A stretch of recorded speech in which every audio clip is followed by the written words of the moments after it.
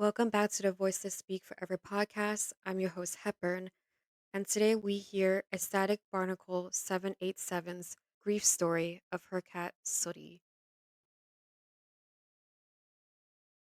I am 15 and will be 16 in 3 days, and not sure how to cope with this.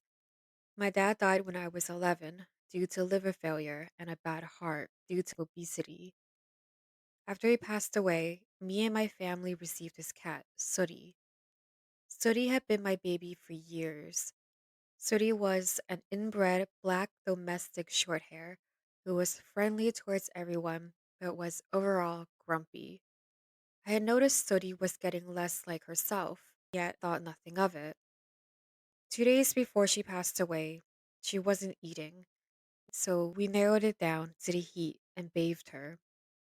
We brought her out of the bath and dried her, and I tried feeding her some cooked chicken, and she would only take a few bites of it. Keep in mind, she was a very food motivated animal. I stood her up and she wasn't walking as well as she could, and her gums were pale. We phoned every vet in our area, and none could see her until the following day. Still worried, I couldn't eat or talk to anyone very much. Me and my fiance both had a cuddle with Sooty, and then everyone went to bed while Sooty slept on my mom's bed in a little ball. We woke up the next morning and she was still in the same spot and looked even worse than she already had. We waited for everyone to wake up properly and phoned the vets who said they would see her the same day. We took Sooty into the vet and they said they wouldn't see her without us paying them £50 just for a simple checkup. We didn't have that money as I've been brought up not very well off. After the vets told us that, I took her back home and my mom went to my grams and made some phone calls. She went an hour away to get £200 off her partner.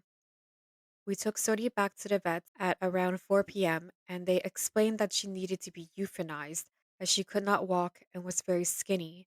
As the vet was weighing her, she peed herself and was meowing at the top of her lungs in absolute agony at every touch to her body. I stood and comforted her, trying to stay strong for my mom. My mom, myself, and the vet agreed that she could come home so my younger 12-year-old sister and the rest of the family could all say goodbye to her. After we got back home and my mom left to pick up my little sister from school, I broke down, crying at the top of my lungs, begging her and the Lord to make her stay and get better. I brought Sooty out of her pet carrier and onto a blanket on my mom's bed. As I sat there and sobbed, my whole body went cold as ice. And yet, I was in a boiling hot room. I felt as if I was dying. As I lifted Sooty onto the bed, she cried out in pain. Soon after, I calmed down slightly and I went to wake my fiance up to come see her and say goodbye. We sat there for a good 10 minutes or so and stroked her fur while tears streamed down my face, and I kept telling her everything would be okay and that I loved her as she was my sweet angel girl. I picked Sodi up and placed her in my lap while still holding her in my arms. About not even 30 seconds later, she started to have a seizure in my arms, and then, when she came out of it, her stomach eventually stopped moving, and I just held her and cried. It felt like the world had stopped. I soon after let my fiance hold her and say goodbye while I texted my mom. Sodi is gone. I put the phone down and sobbed. I took Sooty back in my arms and got my fiance to grab our other cat, Ash, to see Sooty so she knew what happened and to give her peace of mind. After my mom got home with my sister, I laid her on the bed and let my mom and sister say their goodbyes as I grabbed one of my dad's t shirts to wrap her up in. We wrapped her up in the shirt and I placed her cold, lifeless body on the coffee table.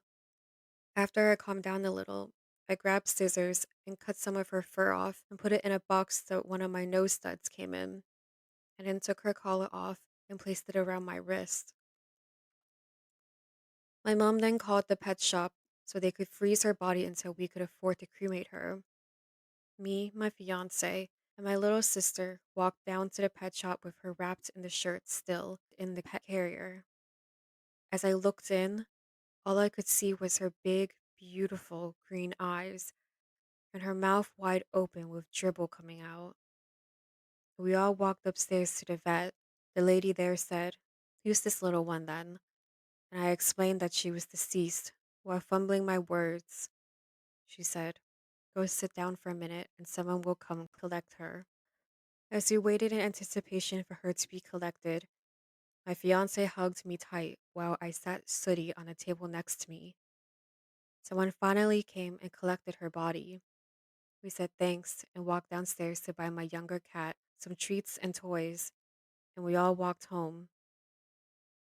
It is now 4 days after she passed, and we're collecting her ashes tomorrow.